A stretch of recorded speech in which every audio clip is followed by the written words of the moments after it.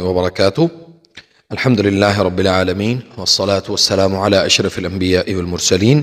نبينا محمد صلى الله عليه وسلم وسلم تسليما كثيرا أما بعد. یہ ہمارا ایپیلیپسی کے اوپر میں نے ایک ویڈیو بنائی اور اس کا یہ بھی دوسرا حصہ ہے انشاءاللہ. تو سب سے پہلی بات یہ ہے کہ میں نے کافی ساری علامات اور کافی ساری چیزیں اس کے اوپر میں نے ڈسکس کی ہیں، آپ ان کو اچھی طرح سے دیکھیں. اور دوسرے نمبر پہ یہ ہے کہ جب آپ علاج کی طرف آئیں تو اس میں یعنی ایسے مریض کو علاج کے لیے سب سے پہلے ریڈی کریں، اور ریڈی کرنے کے ساتھ ساتھ اس کی جو کیفیات ہیں اور جو اس کا جو مزاج ہے اس کو سمجھنے کی کوشش کریں، اور اس کے ساتھ ساتھ اس کی جو یعنی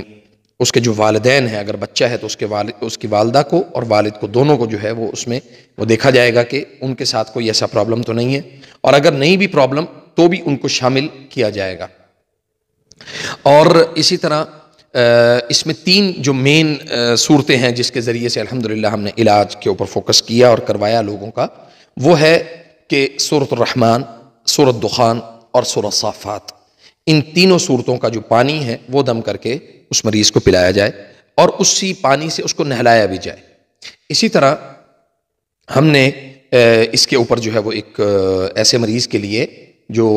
یعنی اس کے دماغ کو تقویت دینے کے لیے ایک دوائی ہم نے تیار کی جس کے اوپر ہم نے رقیہ کیا. وہ رقیہ کی ہوئی ہے الحمدللہ، وہ دوائی ہے، اور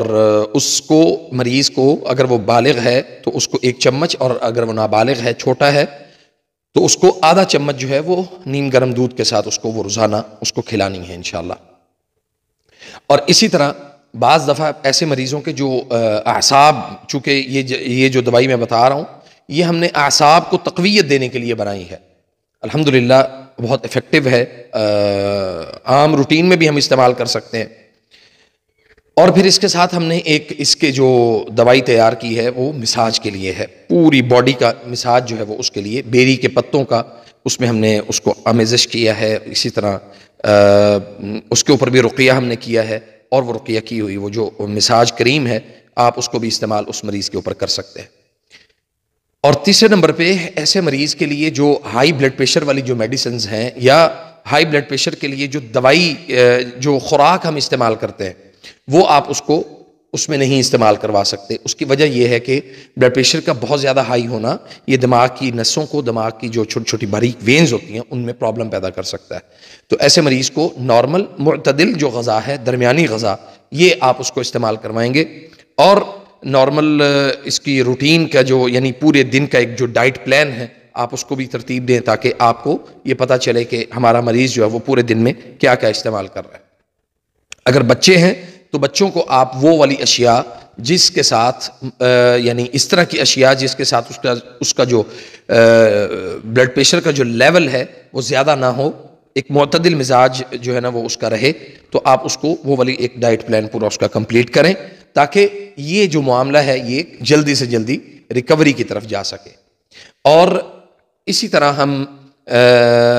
اس شخص کے خاندان کے ساری جو اس کی ترتیب ہے ہم اس کو بھی دیکھیں گے، اس کو بھی نوٹ کریں گے تاکہ اس کی جو کیفیات ہیں وہ ہمارے سامنے رہیں، اور دیکھیں گے کہ اس میں اس کے والدہ یا والد یا جو بھی مطلب معاملات ہوں اس کی پوری ہسٹری اس کو سامنے لے کے آئیں. اور اگر آپ کسی کو بھی چیک کروانے کے لیے لے کے جاتے ہیں تو اس کی جو ہسٹری ہے وہ آپ کے پاس پوری ہونی چاہیے.